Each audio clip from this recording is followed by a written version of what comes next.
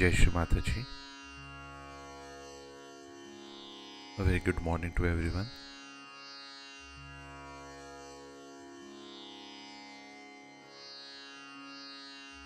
Let us all bow down to Shri Mataji,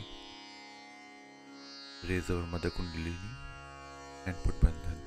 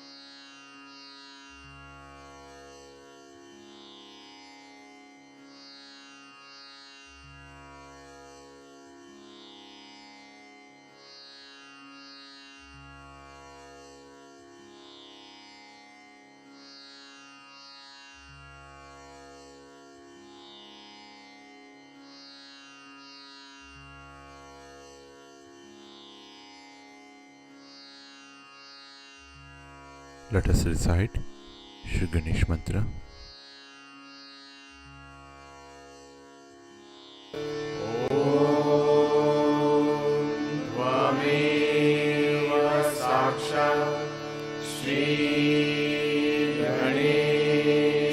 साक्षात् श्री आदिशक्ति माताजी श्री निर्मला देवे नमो नमः।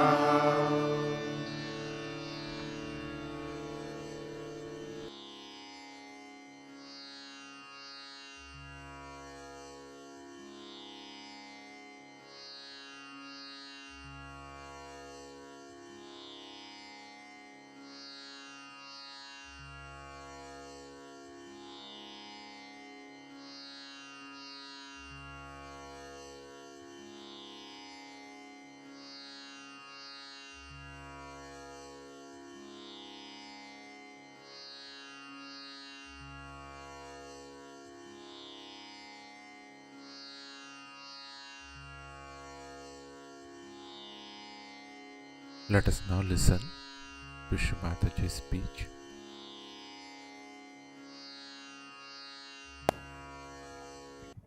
Today is the famous great full moon. It's called as Sharada Indu. That's the name of the goddess also, Sharada Indu. The moon on the autumn season. This is the biggest moon, and of course not in England, but in India.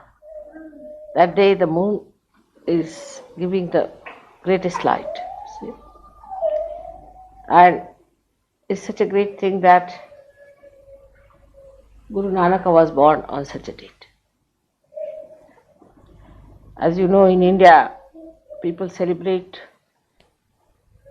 birthdays according to the dates of the moon, called as Tithi, not as the dates we have here according to the sun. They follow. हाँ? I'm going to get Sure. नहीं तो हो जाएगा, ही time निकल जाएगा. यहाँ है टूटी फिर उसमें 3 घंटे अट जाएंगे. हाँ अच्छा ले आओ. 6 घंटे अच्छा ले आओ, फिर देखते हैं. हाँ. And this great personality was born in Punjab, where people were unaware of God's ways.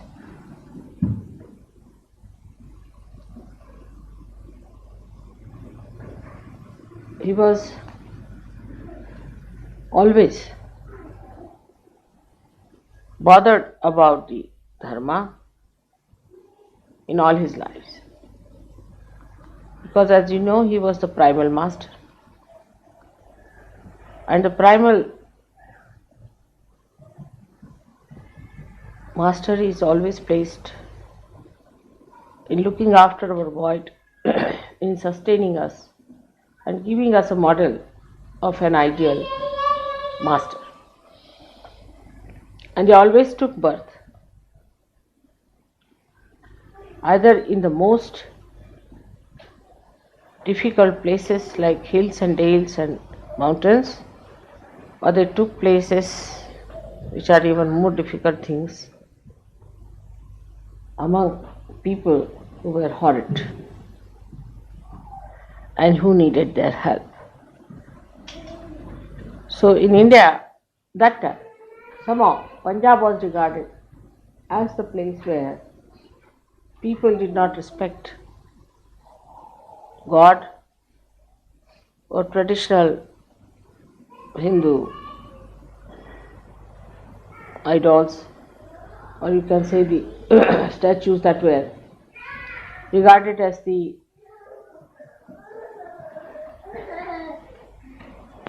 vibrating ones. But they worshipped money even now. And they worshipped power. And as that time there was a king who was very anxious to convert people to Islamic religion by giving them money. Many were taking to Islam. As a result, the Hindus started hating the Muslims, and a big hatred developed among Muslims and Hindus. That's how, in those circumstances where there was a quarrel going on between the followers of Muhammad and followers of Hinduism, Muhammad himself took his birth on this earth, though he had decided not to take any more births. He thought that it will solve the problem. Though this incarnation is such that it never dies. Even if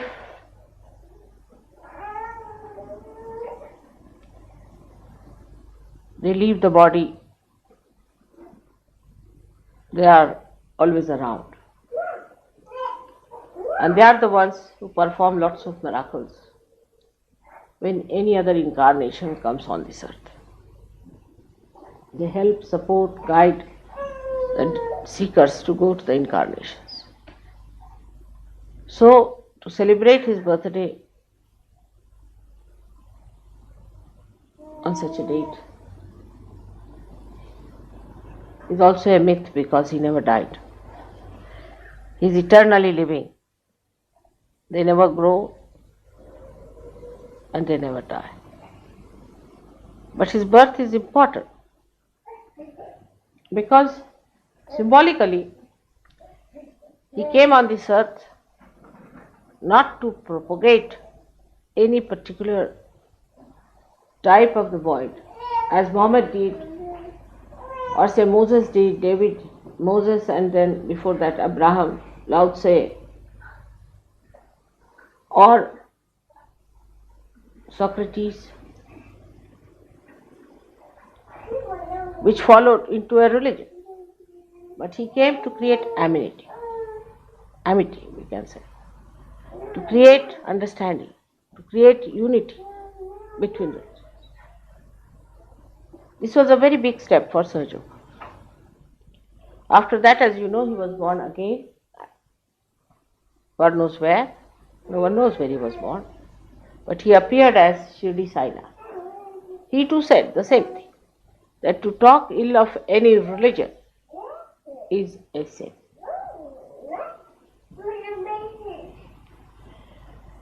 But these efforts are quite lost, because the people who were Islamic at that time, or those who were Hindus, are now very great fanatics. So instead of they coming closer and loving each other, they have become fanatics.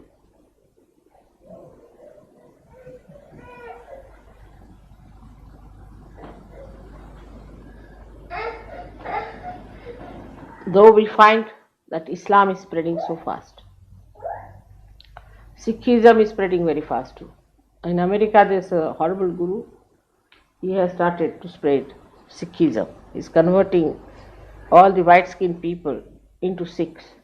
They are growing their hair and they are also growing their beard and wearing a kada and all those 5 things that were required. At the time of Guru Gobind Singh, when the war had started, they had to wear all these things, which was important. Because war had started, and to protect Hinduism or Hindus from the invasion of the Muslims, the fanaticism of the Muslims, they took to this kind of a military stuff. Actually, if you believe in God, nothing can be killed. But I think Guru Gobind thought that He had to take it. In all this prophetic religion, if you see, all the prophets who have spread all the religions, they were always attacked so badly that they had to take to weapons. Even in Islam, they had to take to weapons to protect themselves. Now, when these people took to weapons, they had some discipline put on the people. Without the discipline, nothing is possible. And very strict discipline was there for the Sikhs. Now today's Sikhs are no more Sikhs. They are just outside and inside they are not.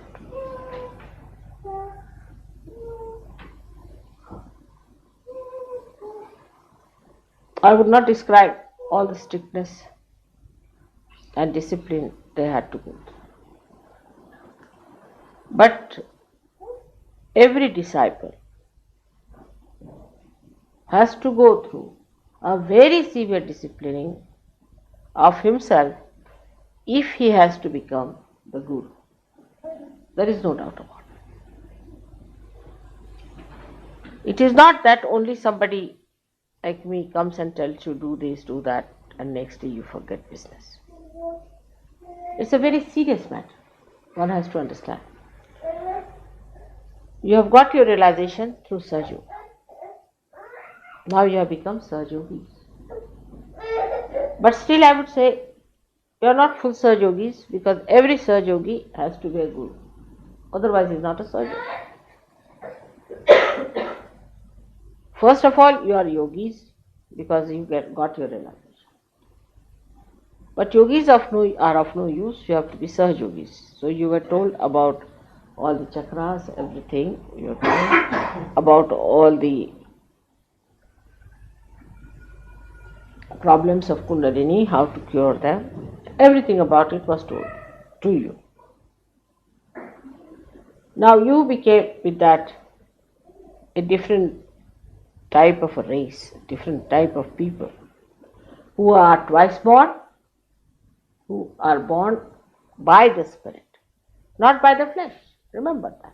That's a very important point which John has said, that you are born by the Spirit and not by the flesh. Those who are born by the flesh are in flesh.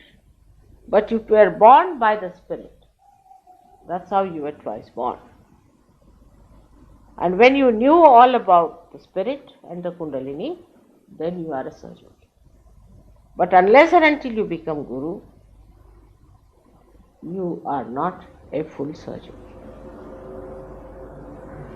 So to begin with, we must understand that Spirit is described as a kala, as a phase of moon, one phase of moon.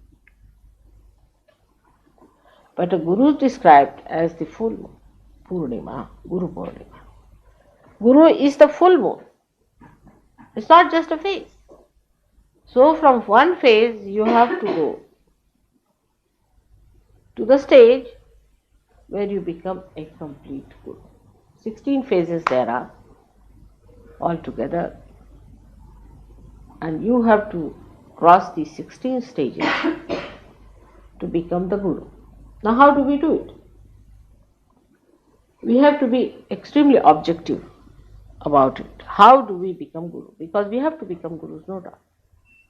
Now you cannot just say that, Mother, you give us a tape and we learn by heart. And we go to another person and say blah blah blah blah blah. Same thing whatever I have told you, or take my tape and show them that, Mother, this is our mother and she's like this and like that and like that. But they will say, all right, she might be, but what about you, sir? Now, Sahajoga has a very big responsibility, which I don't think people understand. I wish they could listen to me very intensely and understand it. So far, if you see, Gurus remained Gurus and no disciples became Gurus. They were still regarded as disciples of a Guru, whether it was fake or anything. They never became Gurus themselves. So there was no need for them to grow. They had to take the name of their Guru. All right. Christ had his disciples. Muhammad Sahib had his own disciples. Nanak had his own disciples. Shirdi Sai Nath had his own disciples. None of them became gurus. But now it is in your lot, sorry to say, that you have to become the gurus. It's a privilege, actually. It's a very great privilege to become the guru. And to become the guru, we must learn what we have to do. This also sometimes becomes just a lecture. I think so. Because I have already told you on Guru Purnima what are the 10 attainments we have to have. Today all these 16 stages are to be seen how we have to grow into a guru. First is we have to have complete discipline put on ourselves. Nobody has to tell you, like Mr. Nick is attacked by everyone. No, you attack yourself. You become Mr. Nick now. You have to make this body subservient to you. That is first mastery. The mastery is that my body can sleep anywhere. It can starve itself. It can live under any circumstances. It dare not grudge. Anywhere. It should be able to sleep anytime. It should be able to keep awake anytime. This body is to be mastered. Even if you read Ashtanga Yoga, first thing is mastery of the body, they say. So after realization, the first thing you have to do is to master this body. And is the most difficult thing for Western people. Because the matter is sitting on their spirit. First the spirit has to come, first phase. At least the spirit has to be there. If you have to be the spirit, then the matter of moon has to be covered with that light. In the first phase, we have to master our body. So what do we do to master our body? First of all, we must see that what are the things that drain out our bodily mastery. We must know all the crooks who try to master us. So take you out yourself. If you could move a little, I mean, I have to turn too much to it. Little bit like that. There's a lot of space. So I have to first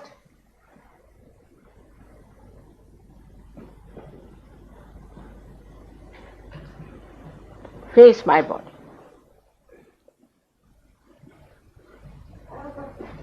That first and foremost thing in Sahaja Yoga we learn that we have to respect our body. This is the first principle of respecting our body. Means indulgence is sinful to the body. Because indulgence gives you a body which is no good. First of all, you must respect your body so that you can master it. If I do not respect you, I cannot master it. So to master the body, first of all, respect your body. And to respect your body, you must look after your body very well. But no indulgence. That doesn't mean that you go and stand in the mud or in the rain for hours together or get exposed to make your body absolutely sort of a abode of all the diseases and colds and coughs and things like that. So your poor mother suffers cleaning your Vishuddhi. It's like a horse whose neck is down. So you must look after your body by not giving it diseases. Laziness is against it. The persons who are lazy must know that laziness is against your body. Because lazy people will not bother to dress up properly, to cover themselves up properly, look after their body properly, put oil into different screws that they have, to massage themselves. Look after the body. That's the point. To look after the body, you must give some time, because this body is the temple of God. And now you have become the temple, but if the temple is dirty, is sick, is filthy, is unimpressive, is like a stick or like a balloon, nobody is going to come near it. So try to improve your personality, that it has to be a beautiful temple. I mean, I have given you so many tips that I think in my lifetime I have not given so many tips, even as Guru. Because normally people who came to a Guru in those days were really, really great seekers. They would hang themselves upside down just to please the Guru for months together.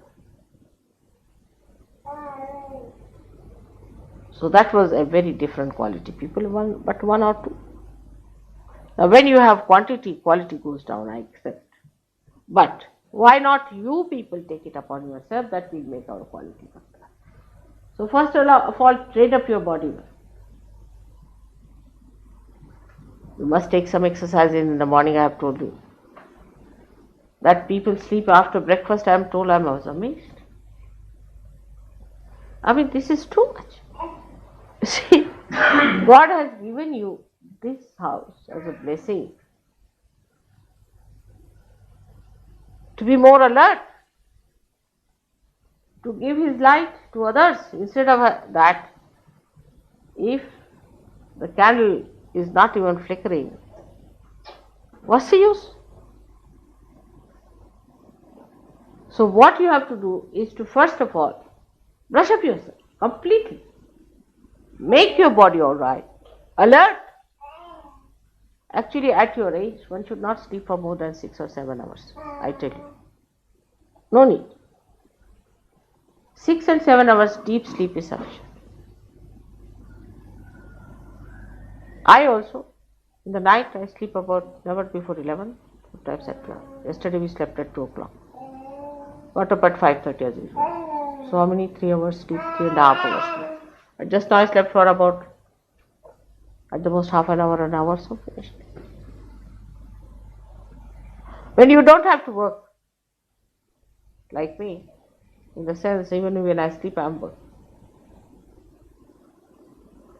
So to rest your body for such a long time, you make your body sit on your head, and it will be very, very difficult for you to be alert. So first of all, body must be looked after. There should be no self-indulgence.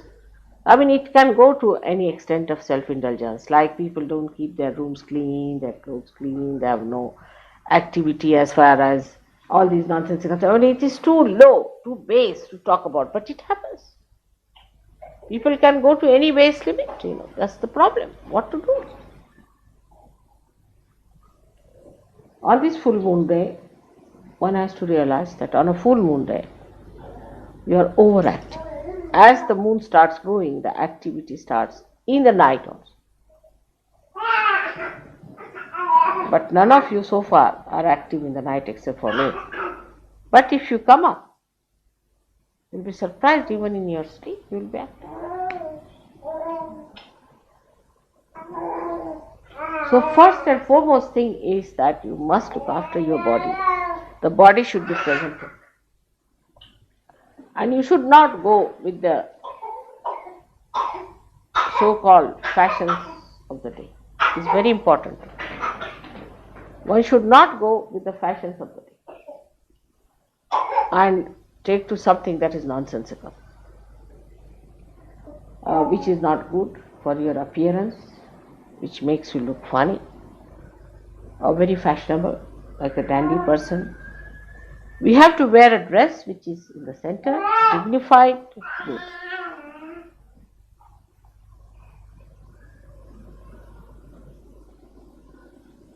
Now, I am told that it is very difficult even to wake up in England. Somebody had told me when I was young that don't wake up an Englishman. I haven't tried that even with the barge boat. I just tell you, at this time, never in the morning time. Because I've been warned that never wake up an Englishman. That is the greatest sin on this earth.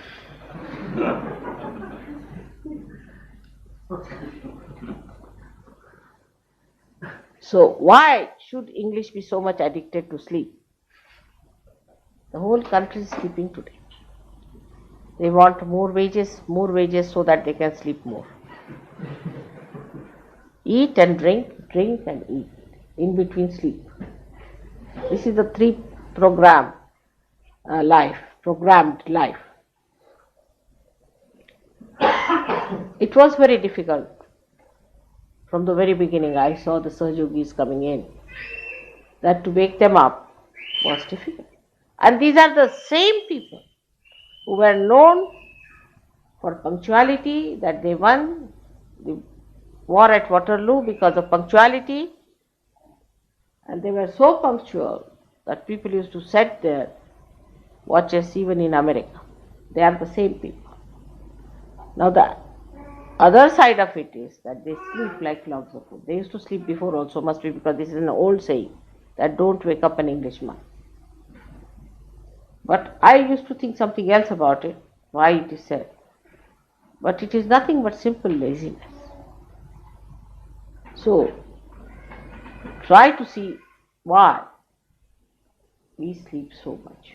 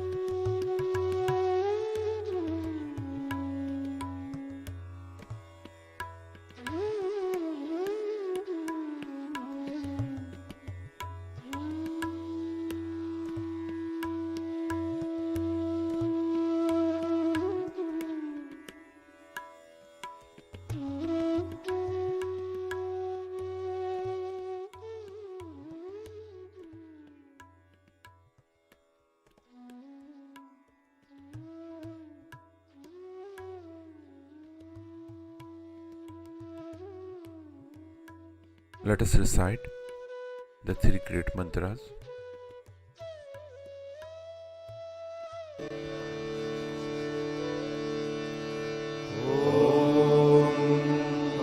त्वमेव साक्षात् श्री महालक्ष्मी महासरस्वती महाकाली त्रिगुणात्मिका कुण्डलिनी साक्षात् श्री आदिशक्ति माताजी श्री निर्मला देव्यै नमो नमः। ॐ त्वमेव साक्षात् श्री कल्की साक्षात् श्री आदिशक्ति माताजी श्री निर्मला देव्यै नमो नमः। ॐ त्वमेव साक्षात् श्री कल्की साक्षात् श्री सहस्रार स्वामिनी मोक्षप्रदायिनी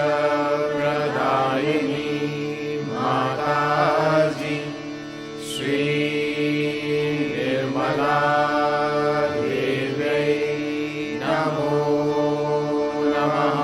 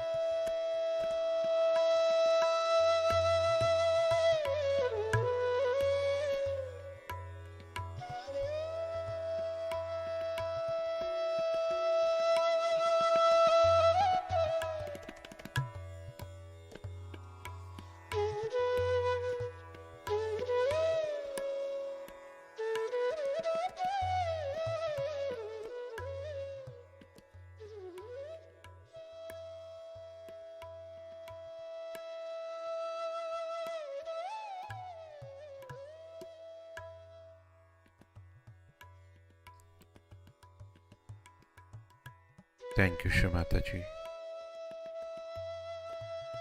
for blessing us with this beautiful meditation.